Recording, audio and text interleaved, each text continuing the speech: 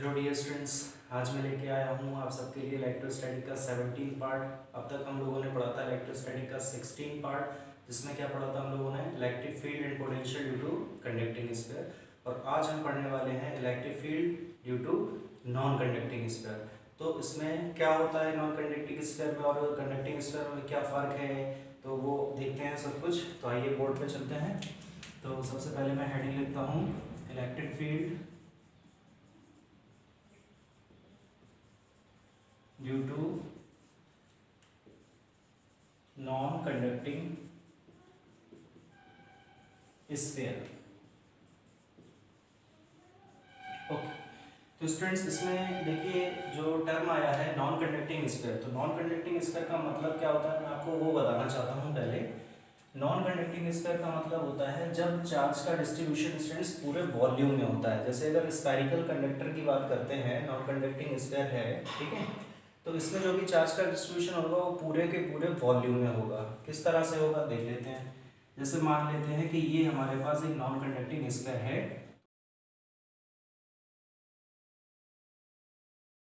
तो इसमें जो भी चार्ज का डिस्ट्रीब्यूशन होगा वो पूरे वॉल्यूम में होगा इस तरह से। और हमारे सिलेबस में जो है वो क्या है, यूनिफॉर्म चार्ज का डिस्ट्रीब्यूशन हमको पढ़ना है। तो यहाँ पे हम क्या मान के चलेंगे कि इसमें जो भी चार्ज का डिस्ट्रीब्यूशन है वो कैसा है, कंप्लीटली यूनिफॉर्म चार्ज का डिस्ट्रीब्यूशन है। अब जब यहाँ पे चार्ज का डिस्ट्रीब्यूशन पूरे वॉल्यूम में है तो हम यहाँ किस चीज को डिफाइन करेंगे, रो। रो का मतलब आप जानते ही हैं वॉल्यूम चार्ज डेंसिटी होता है। रो का मतलब क्या होता है, volume charge density. Charge density से रिलेटेड अगर आप पढ़ना चाहते हैं तो उसका लिंक मैं डिस्क्रिप्शन में दे दूंगा। मैंने वो वीडियो बना चुका हूँ, मैं ऑलरेडी बना चुका हूँ वो वीडियो। ओके, इस पे मान लेते हैं कि क्यू चार्ज यूनिफॉर्मली डिस्ट्रीब्यूटेड है, तो रो इज इक्वल टू क्या लिखा जा सकता है, क्यू अपॉन वी। वी क्या है, इसका वॉल्यूम है। ओके, तो हो जाएगा क्यू अपॉन, अच्छा वॉल्यूम को क्या लिख सकते हैं, स्फीयर का जो वॉल्यूम है वो क्या होता है, अगर रेडियस उसकी आर है तो 4/3 पाई इंटू आर क्यूब। ये जो वैल्यू निकाली वो रो की वैल्यू निकाल दी। यहाँ से क्या लिख सकते हैं, क्यू इज इक्वल टू आ जाएगा अपने पास rho into 4/3 pi into capital R cube. ये देखिए स्टूडेंट्स, हम लोगों ने चार्ज फाइंड कर लिया कि इस पे जो चार्ज है वो कितना है रो के टर्म्स में। ओके, तो अब हमारा काम है इलेक्ट्रिक फील्ड निकालना। तो हमको इलेक्ट्रिक फील्ड निकालना है, तो जैसे कंडक्टिंग स्फीयर में इलेक्ट्रिक फील्ड हम लोगों ने फाइंड किया था 3 केसेस में। एक तो इसके बाहर निकाला था, एक तो इसकी सरफेस पे निकाला था, दूसरा इसके अंदर किसी पॉइंट पे निकाला था। ठीक है, तो बिल्कुल वैसे ही यहाँ पे भी 3 केस बनेंगे। तो फर्स्ट केस जो होगा हमारा small R greater than capital R. इसका मतलब क्या हो जाएगा कि जिस पॉइंट पे हमको इलेक्ट्रिक फील्ड निकालना है वो पॉइंट कहाँ है स्टूडेंट्स, आउटसाइड द सरफेस। यानी इस सरफेस की अगर हम बात करते हैं, इस स्फीयर की बात करेंगे, तो इस स्फीयर के लिए जिस पॉइंट पे हमें इलेक्ट्रिक फील्ड निकालना है वो पॉइंट इसके कहीं बाहर होगा। तो बाहर होगा किस टाइप से होगा अब देख लेते हैं। देखिए सबसे पहले तो मैंने ये स्फीयर बना दिया जिसकी रेडियस थी अपने पास कैपिटल आर। ये हो गया इसका सेंटर हो। इस पे जो भी चार्ज है वो यूनिफॉर्मली डिस्ट्रीब्यूटेड है, नो डाउट। इतना क्लियर है आपको। ओके, अब स्मॉल आर डिस्टेंस पे यहाँ पे एक पॉइंट ऐसा है जहां हमको इलेक्ट्रिक फील्ड निकालना है। तो हम क्या करेंगे इसके लिए गॉसियन सरफेस ड्रॉ करेंगे।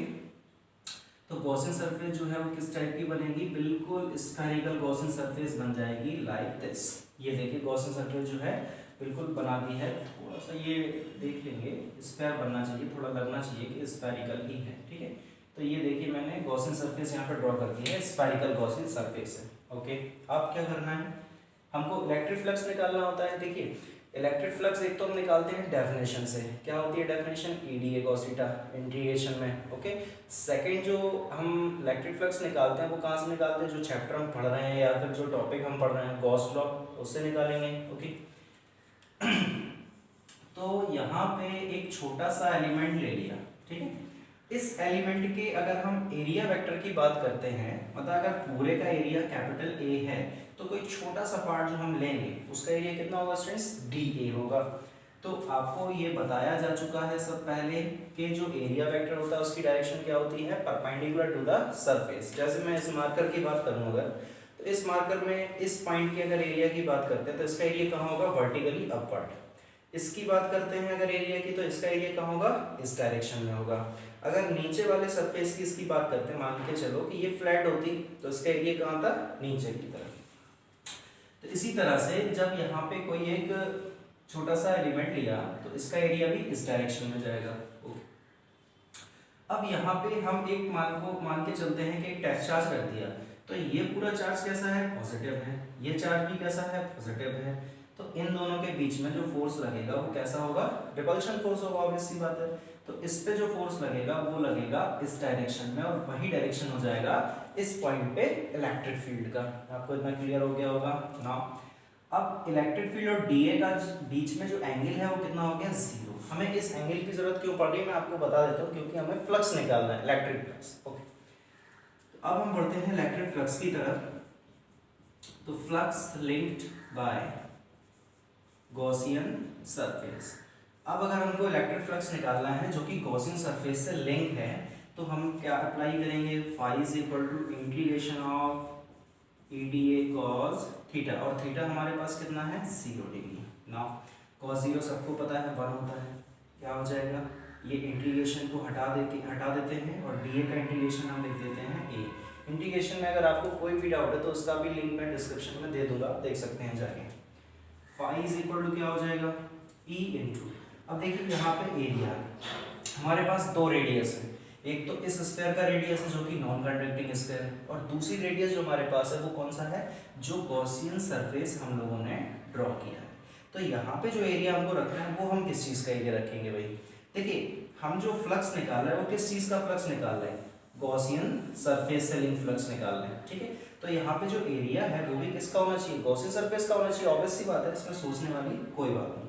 तो यहाँ जो एरिया हम रखेंगे तो एरिया कितना हो जाएगा, 4 पाई स्मॉल r स्क्वायर, इसको हमने मान लिया है फर्स्ट इक्वेशन। ओके, अब हमारे पास जो सेकंड इक्वेशन आएगी वो कहाँ से आएगी, सेकंड इक्वेशन हम कहाँ से लाएंगे, हम लाएंगे गॉस लॉ से, क्योंकि गॉस लॉ का ये तो एप्लीकेशन पड़ रहा है तो गॉस लॉ तो यूज करना ही पड़ेगा।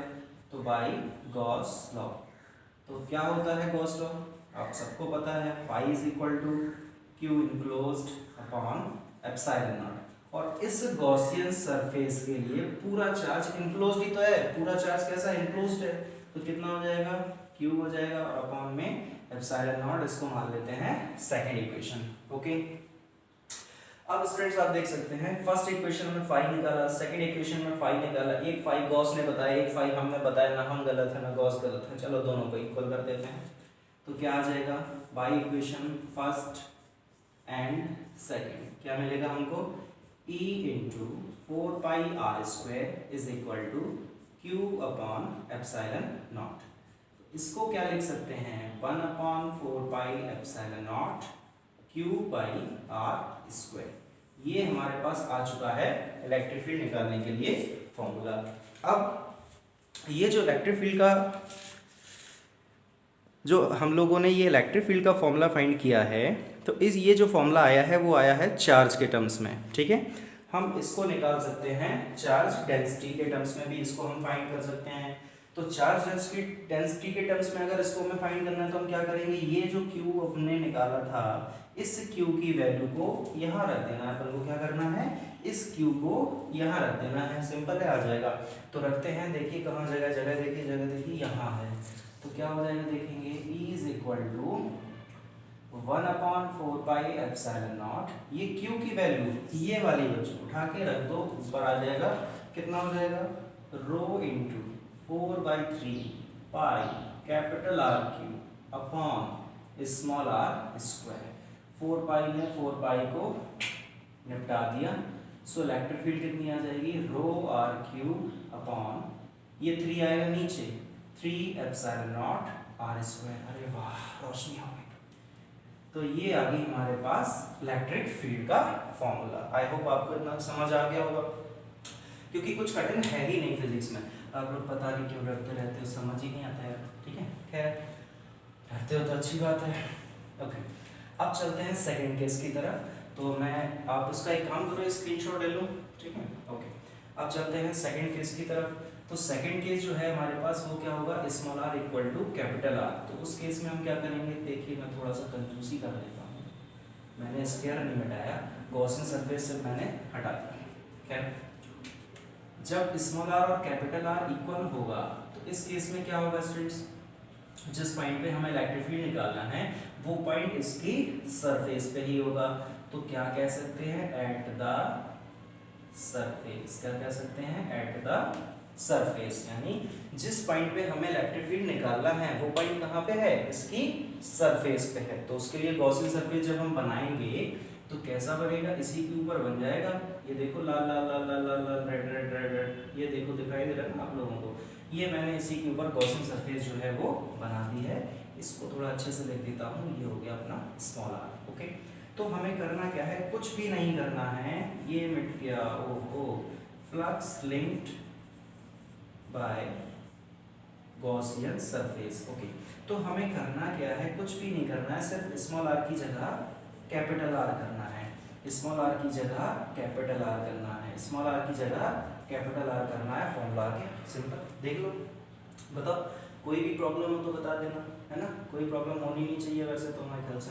ओके, अब क्या करना है, ये जो आया है फॉर्मूला वो तो आया है चार्ज के टर्म्स में, ऊपर पहुंचो रो के टर्म्स में फॉर्मूला मिल जाएगा। करना है स्मॉल आर की जगह कैपिटल आर किया तो इस आर स्क्वायर से ये आर नहीं रहा, कैंसिल हो गया।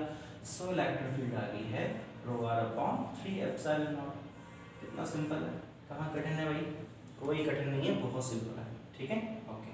अब हमारे पास आता है लास्ट केस, थर्ड केस जो है, अब हमें इसके अंदर इलेक्ट्रिक फील्ड निकालना है। आपको याद होगा कंडक्टिंग स्फीयर में, कंडक्टिंग स्फीयर में जब इलेक्ट्रिक फील्ड निकाली थी गॉसियन सरफेस, कंडक्टिंग स्फीयर के अंदर, तो उसमें आपको याद होगा अंदर चार्ज नहीं था, इसीलिए उसमें इलेक्ट्रिक फील्ड जीरो थी। लेकिन यहाँ ऐसा है ही नहीं ना, यहाँ अंदर चार्ज मौजूद है, तो यहाँ अंदर इलेक्ट्रिक फील्ड जीरो नहीं होगी। ठीक है, तो अंदर इलेक्ट्रिक फील्ड जीरो सिर्फ और सिर्फ कंडक्टर के अंदर होती है, क्योंकि कंडक्टर के अंदर चार्ज जीरो होता है। ठीक है, लेकिन अगर हम नॉन कंडक्टर की बात करते हैं तो नॉन कंडक्टर में जो अंदर इलेक्ट्रिक फील्ड निकालेंगे सरफेस के अंदर, वो कभी भी जीरो नहीं होगी। तो ये हो गया अपना third case, small R less than capital R. इसका मतलब क्या हो जाएगा, इनसाइड द सरफेस, यानी जो हमको इलेक्ट्रिक फील्ड निकालना है वो इनसाइड वाला पॉइंट है। ओके, तो ये हम लोगों ने बना दिया एक कंडक्टिंग स्फीयर। ओहो, शायद आप लोगों को दिखाई ना दे रहा हो, मार्कर यार पता नहीं क्या हो गया, अभी तो इंक डाला था इसमें, हो जाता है कुछ, गर्मी है, कुछ भी हो सकता है। इसको दोबारा से बना देते हैं, नया मार्कर है मेरे पास, ये देखो, ये अच्छा चला। तो ये मैंने बना दिया नॉन कंडक्टिंग स्फीयर, इसमें चार्ज को जरा यूनिफॉर्मली फैला दो, अगर ना भी फैल पाए तो मान लेना कि यूनिफॉर्म ही है। ठीक है, इस तरह से ये सेंटर हो गया और ये हो गया उसका रेडियस कैपिटल आर, ये देखो। ठीक है, अब हमें इलेक्ट्रिक फील्ड जो है वो कहाँ पे निकालना है, स्मॉल आर डिस्टेंस पे। स्मॉल आर का मतलब इनसाइड वाले पॉइंट पे। तो जो इनसाइड पॉइंट है वो कहाँ होगा, यहाँ मान लेते हैं कहीं, ये देखो स्मॉल आर मान लिया इसको। इसके लिए गॉसियन सरफेस जब आप बनाएंगे तो वो भी इस तरह से स्फेरिकल बन जाएगी। देखो कितनी खूबसूरत सी गॉसियन सरफेस मैंने बना दी, मेरे हाथों में कला है। ओके, तो अब यहाँ पे क्या करना है, ये देखो एलिमेंट ले लिया, इधर आ जाएगा इलेक्ट्रिक फील्ड की डायरेक्शन, यहीं आ जाएगा एरिया का डायरेक्शन, यहाँ आएंगे थीटा की वैल्यू 0 डिग्री हो जाएगी। लेकिन दिक्कत ये है कि यहाँ चार्ज तो क्यू है, क्या गॉसियन सरफेस के अंदर भी चार्ज क्यू है? नहीं, गॉसियन सरफेस के अंदर चार्ज क्यू नहीं है, क्यू डैश मान लेंगे ना। क्यू चार्ज क्यों नहीं है गॉसियन सरफेस के अंदर, क्योंकि ये बाहर वाला चार्ज कहाँ जाएगा जो इतना बच गया। गॉसियन सरफेस तो सिर्फ इतनी सी है, ये चार्ज भी तो है, ये चार्ज एक्स्ट्रा नहीं है इतने पोर्शन में, बिल्कुल है। तो गॉसियन सरफेस के अंदर चार्ज है उसको क्यू डैश मान लिया। अब हम क्यू डैश की कैलकुलेशन कर लेंगे, भाई हम तो मैथमेटिक्स के स्टूडेंट हैं, बिल्कुल कर लेंगे। तो क्या हो जाएगा, देखो यूनिफॉर्म चार्ज का डिस्ट्रीब्यूशन है, बार बार बोल रहा हूं मैं, तो चार्ज डेंसिटी कैसी रहेगी, हर पॉइंट पे सेम, जितनी चार्ज डेंसिटी यहाँ है उतनी ही चार्ज डेंसिटी यहाँ होगी। तो बाहर पूरे की चार्ज डेंसिटी कितना निकालेंगे, Q अपॉन वॉल्यूम, ये देखो निकाल चुके थे, वॉल्यूम क्या है 4/3 pi R cube is equal to, अंदर चार्ज डेंसिटी कितना होगा, चार्ज कितना था अंदर Q डैश, रेडियस कितना था अंदर का R स्मॉल वाला, ये हो गया, ये देखो कैंसिल हो रहा, तो यहाँ से क्यू डैश अपने पास क्या आ जाएगा, क्यू आर क्यूब अपॉन, कुछ गड़बड़ तो नहीं हो रहा ना, नहीं, Q R cube upon R cube, ये आ जाएगा हमारे पास। ये स्मॉल आर क्यूब इधर गया, अपॉन में ये कैपिटल आर है ही, क्यू डैश हम लोगों ने फाइंड कर दिया, चार्ज आ गया तो इलेक्ट्रिक फ्लक्स भी आ जाएगा यार। तो flux linked by Gaussian surface क्या हो जाएगा भाई, फ्लक्स अगर हम निकालेंगे, phi is equal to EDA cos theta, theta 0 है, ये इंटीग्रेशन लगा दिया। ओके ना, EDA DA कितना हो जाएगा, गॉसियन सरफेस का ही एरिया लेना है, याद रखना, ये हो गया फर्स्ट इक्वेशन ना। अब जो सेकंड इक्वेशन आएगी वो कहाँ से आएगी, बाय गॉस लॉ। तो ये हो जाएगा हमारे पास गॉस लॉ। तो गॉस लॉ से हम जब फ्लक्स निकालेंगे तो लिख सकते हैं Q dash upon epsilon not, या फिर आप एक लाइन बढ़ा दो, इसको Q इनक्लोज लिख देंगे, और Q इनक्लोज है कितना हमारे पास, Q डैश है। तो ये जो चार्ज हम लोगों ने फाइंड किया है वो कितना आ चुका है हमारे पास, Q डैश आ चुका है। आपको इतनी बात में तो मेरे ख्याल से कोई दिक्कत होनी नहीं चाहिए, है ना, तो आपको क्लियर हो गया होगा इतना मेरे ख्याल से। ओके, अगर आपको इतना क्लियर हो चुका है तो अब थोड़ा सा आगे बढ़ते हैं। आगे बढ़ने में मैं आपको बता दूं कि इसको मैंने मान लिया है सेकंड इक्वेशन, ये होगी मेरे पास सेकंड इक्वेशन, दोनों को इक्वल कर देंगे, क्या हो जाएगा, by equation first and second. तो फर्स्ट और सेकंड इक्वेशन को जब हम इक्वेट करेंगे तो क्या मिलेगा, E into 4πr² is equal to Q dash upon epsilon naught. और Q डैश की वैल्यू ये रखी है हमारे पास, देखो बिल्कुल बॉक्स में पैक, कहीं भी ले जा सकते हैं, तो लेके चलते हैं, फटिया रख दी फटाक से। So E into 4πr² is equal to Q dash हमारे पास Q R cube upon capital R cube, और इंटू एप्सिलॉन नॉट रखा है, R² ने R² को निपटा दिया।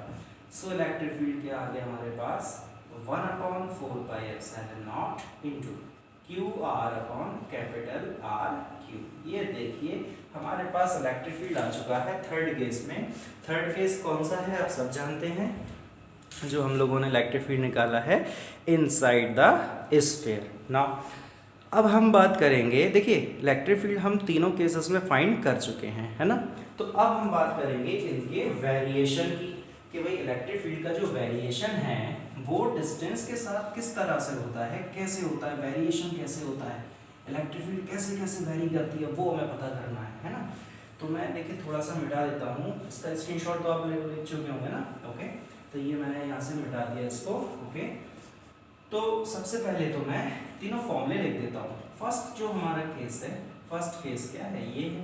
इस केस में इलेक्ट्रिक फील्ड जो है वो कितना था, देखिए 1/4πε को K मान लेंगे यार, इतना बड़ा नहीं लिखूंगा मैं, आलस ना, KQ/R²। Second small r equal to capital R, इस केस में electric field KQ/R²। Third case small r less than capital R, अभी तो निकाला लेटेस्ट, ये तो लेटेस्ट न्यूज़ है। So E is equal to KQ/R upon R cube, simple. Okay, चलो एक चीज और देख लेते हैं। जो फर्स्ट केस है, इस केस में electric field proportional to 1/r²। Electric field is constant, electric field is inversely proportional, sorry directly proportional to small r। अरे कैपिटल R तो कांस्टेंट है ना, रेडियस थोड़ी ना चेंज होगा, गरम थोड़ी ना कर दिया उसको जो रेडियस चेंज हो जाएगा, वो तो फिक्स रहेगा। ओके, चेंज होगी ये डिस्टेंस, जिस डिस्टेंस पे हमें इलेक्ट्रिक फील्ड निकालना है वो चेंज होगी। अभी यहाँ निकाला, यहाँ निकाल सकते थे, यहाँ निकाल सकते थे, कहीं भी निकाल सकते थे, बाहर वाले केस में भी हम कहीं भी निकाल सकते थे जाके। ओके, अब हमें वेरिएशन देखना है इसका। तो वेरिएशन कैसे देखेंगे, ये देखो बना दिया एक स्क्वायर प्यारा सा, बाउंड्री बनाओ गिर ना पड़े, बाउंड्री बहुत जरूरी है यार। हाँ, ये स्मॉल r। ओके, बाउंड्री बनाओ, बाउंड्री बाउंड्री बाउंड्री बन गई, ये सेंटर हो, यहाँ मान लिया है इलेक्ट्रिक फील्ड। ओके ना, अब देखते हैं, बढ़ते हैं आगे। तो सेंटर से हम बात चलते हैं, मूव करना स्टार्ट करते हैं सेंटर से। सबसे पहले सेंटर का मतलब है अंदर, अंदर का मतलब ये पोर्शन जो है वो नॉन कंडक्टिंग स्फीयर के अंदर का पोर्शन है। देखिए अंदर का, इसलिए तो बनाया था, ये अंदर है।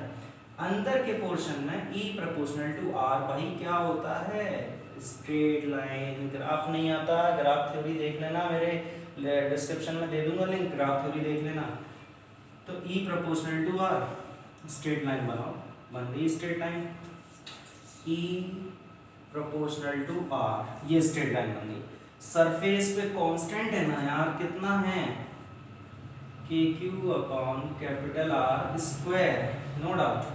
बाहर निकले जैसे ही इलेक्ट्रिक फील्ड ने रंग बदलना स्टार्ट कर दिया, इलेक्ट्रिक फील्ड कम होती चली जा रही। अरे चार्ज से दूर जाओगे इलेक्ट्रिक फील्ड कम नहीं होगी, बिल्कुल होगी। तो इससे आप दूर की तरफ जाओगे जाओगे जाओगे, इलेक्ट्रिक फील्ड कम होती जाएगी कम होती जाएगी कम होती जाएगी, इनवर्सली प्रोपोर्शनल है, कम कर दो। ये उसको वैसे बोलते क्या है, रेक्टेंगुलर हाइपरबोला बोलते हैं इसको, ओके। तो ये हो जाएगा E प्रोपोर्शनल टू 1/r²। कहाँ दिक्कत है भाई, देखो पूरा इलेक्ट्रिक फील्ड आ चुका है, नॉन कंडक्टिंग स्फीयर का वेरिएशन आ गया, इलेक्ट्रिक फील्ड के फॉर्मूले आ गए, कोई दिक्कत आई, कोई दिक्कत नहीं है। अब क्या करना है, ओके, अब हमें देखना है electric potential non conducting sphere के लिए, ओके। अब जब हम इलेक्ट्रिक पोटेंशियल की बात करेंगे नॉन कंडक्टिंग स्फीयर के लिए, तो उसके लिए हमको इलेक्ट्रिक फील्ड की जरूरत पड़ेगी, क्योंकि जो पोटेंशियल ग्रेडियंट का फॉर्मूला होता है, देखो यहाँ लिख रहा हूँ, E is equal to minus dV upon dr, ये होता है पोटेंशियल ग्रेडियंट का फॉर्मूला। अरे यार इलेक्ट्रिक फील्ड जब तुम्हारे पास नहीं है, पोटेंशियल कहाँ से लाओगे, पोटेंशियल के लिए इलेक्ट्रिक फील्ड चाहिए ही चाहिए पड़ेगी, इसलिए तो तीनों केसेस में इलेक्ट्रिक फील्ड निकाली थी। अब हम तीनों केसेस में पोटेंशियल बहुत आसानी से निकाल सकते हैं और निकाल के भी रहेंगे, ओके। चलो देखते हैं, इतना पहले मैं साफ कर देता हूँ पूरा।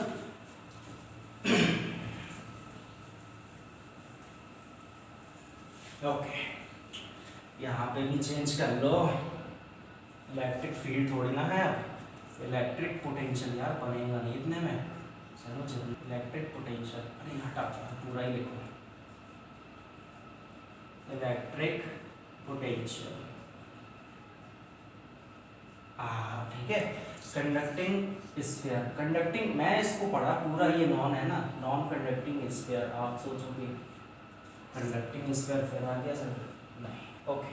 अब वही फर्स्ट केस यार, small r greater than capital R, इस केस में यार हमें इलेक्ट्रिक फील्ड क्या है पता है, कितनी है, अरे बोल दो, कहाँ से बोलोगे आप लोग, तो सुनोगे बस, ये होती है इलेक्ट्रिक फील्ड, है ना।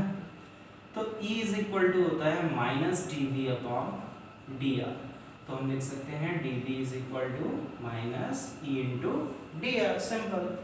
तो अब ये E की वैल्यू रख दो यहाँ, देखो बॉक्स बना दिया करो, क्योंकि बॉक्स को हम कहीं भी ले जा सकते हैं, बन गया बॉक्स, ये इसको यहाँ से रख दिया फटाक से।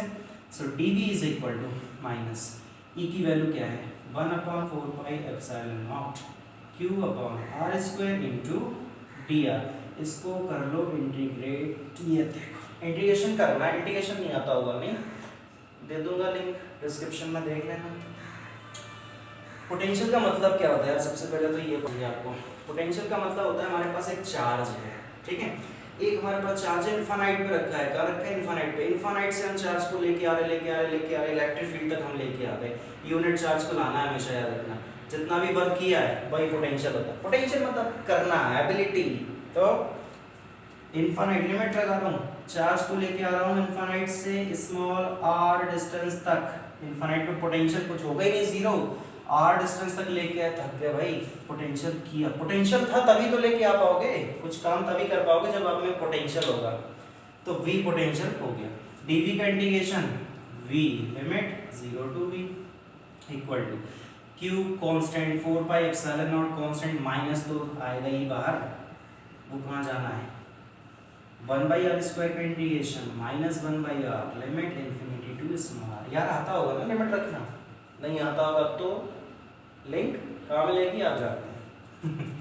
तो ये हो जाएगा v minus 0 minus minus plus q upon 4πε0, क्या हो जाएगा कर लो, अपॉन 1/r माइनस 1/∞, यार 1/∞ 0, तो बस ना, अब तो कह दो सर कर लूँगा, बचा ही क्या है, आ गया पोटेंशियल, देखो फर्स्ट केस में, नो डाउट। अब बात करते हैं सेकंड केस की, small r is equal to capital R। तो इस केस में हमारे पास जो इलेक्ट्रिक फील्ड है वो कितनी है, 1/4πε0 q by capital R square है। ठीक है यार, मैं डायरेक्ट बोलूंगा, जब स्मॉल r और कैपिटल R इक्वल है तो यही रख देते ना, तो पोटेंशियल यार कितना आ जाएगा बच्चों, 1/4πε0 q upon capital R। Simple. चलो थर्ड केस पे आते हैं। इंपॉर्टेंट है, देखना अच्छे से गौर से, थोड़ा सा क्रिटिकल है क्योंकि मैथमेटिकल प्रॉपर्टी यूज होगी, इसलिए बायो वाले स्टूडेंट्स को प्रॉब्लम होने वाली है। r less than capital R।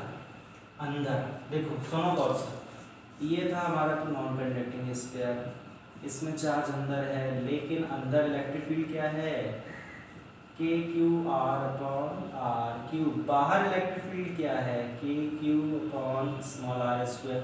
Electric field दोनों अलग अलग है, हमें चार्ज को लेके आना इन्फिनिटी से, हम चार्ज को लेके आना इन्फिनिटी से अंदर तक, ये सेंटर था, ये आर डिस्टेंस थी।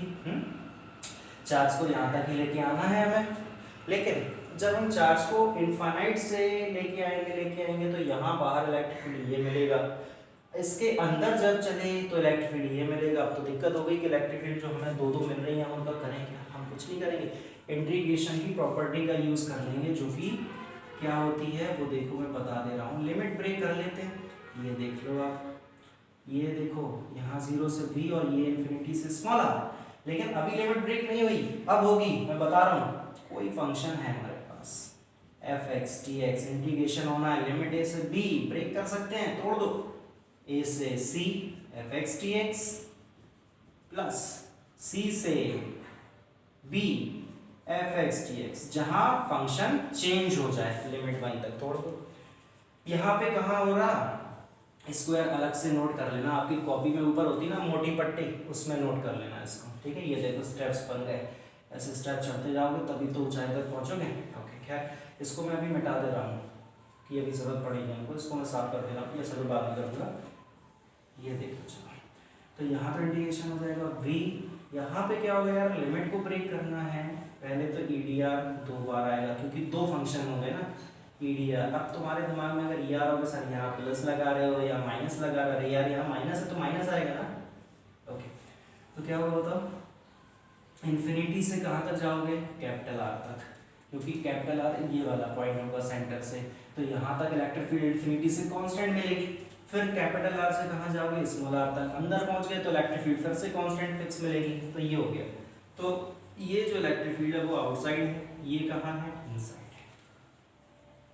बताओ इतने में अगर आपको कोई भी डाउट हो तो आप क्लियर कर सकते हैं, कोई भी अगर आपको डाउट आ रहा है तो आप यहाँ पे क्लियर इसको कर सकते हैं, और कोई डाउट नहीं आ रहा है तो मुझे आगे बढ़ना पड़ेगा फिर तो बढ़ता हूँ आगे, वैल्यू रखना है, माइनस इंटीग्रेशन ई आउट, ये है कितना है, K Q by R square into D R, limit है इनफाइनाइट से कैपिटल आर, और माइनस यहाँ लिमिट कैपिटल आर से स्मॉल आर, ई इनसाइड ये है K Q R upon R cube into D R, ये हो जाएगा। ठीक है, अब तो यार फिजिक्स खत्म, मैथ ही मैथ का काम बचा है, तो मैथ का काम बचा है तो देख लेते हैं। यहाँ पे मैथ का काम जो भी है वो यहाँ हम देख लेंगे ना, इसमें कोई दिक्कत की बात नहीं होगी। चलो देखते हैं मैथ का काम क्या है। के क्यू कॉन्स्टेंट बाहर निकालो, तो माइनस का के क्यू कॉन्स्टेंट बाहर आ गया, 1/r स्क्वायर का इंटीग्रेशन बहुत बार कर चुके हैं, -1/r, लिमिट हमारे पास इन्फिनिटी से कैपिटल आर, सिंपल। ये माइनस के Q upon capital R Q constant है, कैपिटल आर क्यू कॉन्स्टेंट क्यों है, क्योंकि रेडियस है, और r का इंटीग्रेशन क्या होगा, r की पावर 1 है ना, तो x की पावर n का क्या होता है, x की power n plus 1 upon n plus 1, तो यहाँ हो जाएगा r raise to power n plus 1 upon n plus 1। अरे यार n यहाँ 1 है ना, n मतलब पावर। ओके, लिमिट क्या है, कैपिटल R से स्मॉल r, सिंपल। ये भी देखो बाउंड्री बना देता हूँ, बाउंड्री बहुत ज़रूरी होती है, याद रहता है कहाँ तक जाना है, माइनस से माइनस खत्म, सो के क्यू, ये लिमिट रख लेंगे 1/R माइनस 1/इन्फिनिटी, और क्या हो जाएगा माइनस का के Q upon capital R Q into ये क्या हो जाएगा R स्क्वायर अपॉन 2, और लिमिट यहाँ थी हमारे पास कैपिटल R से स्मॉल r। ठीक है, कर लेते हैं इसको सॉल्व, यहाँ पे भी लिमिट रख लेते हैं। तो ये तो हो जाएगा के Q upon capital R minus ये क्या हो जाएगा के क्यू अपॉन 2r क्यूब, 2 बाहर निकाल दिया ना, तो नंबर है कांस्टेंट है उसमें थोड़ी लिमिट रखेंगे, लिमिट रखेंगे साथ में, तो r की जगह r रखा r स्क्वायर माइनस r की जगह कैपिटल R रखा तो capital R square, simple. Common ले लो कुछ, क्या आएगा कॉमन, के क्यू बाई कैपिटल R। अब बचेगा यहाँ 1 बचा, अरे पूरा ही चला गया बाहर, कॉमन में 1 आ गया, माइनस क्या बचा के क्यू चला गया, अपॉन में क्या बचा ये 2, इसमें से r स्क्वायर r चला गया, r स्क्वायर बचा सिर्फ, और ये पूरा ऐसा ही बचा r square minus r square, simple. LCM ले लेते हैं तो हो जाएगा के क्यू अपॉन r, एलसीएम आएगा हमारे पास 2r स्क्वायर, क्या बचा ये 2r स्क्वायर यहाँ पहुँच जाएगा। यार एलसीएम नहीं सिखाऊंगा अब मैं, फिजिक्स पढ़ रहा हो तुम लोग क्लास 12th की, एलसीएम सिखाऊंगा क्या।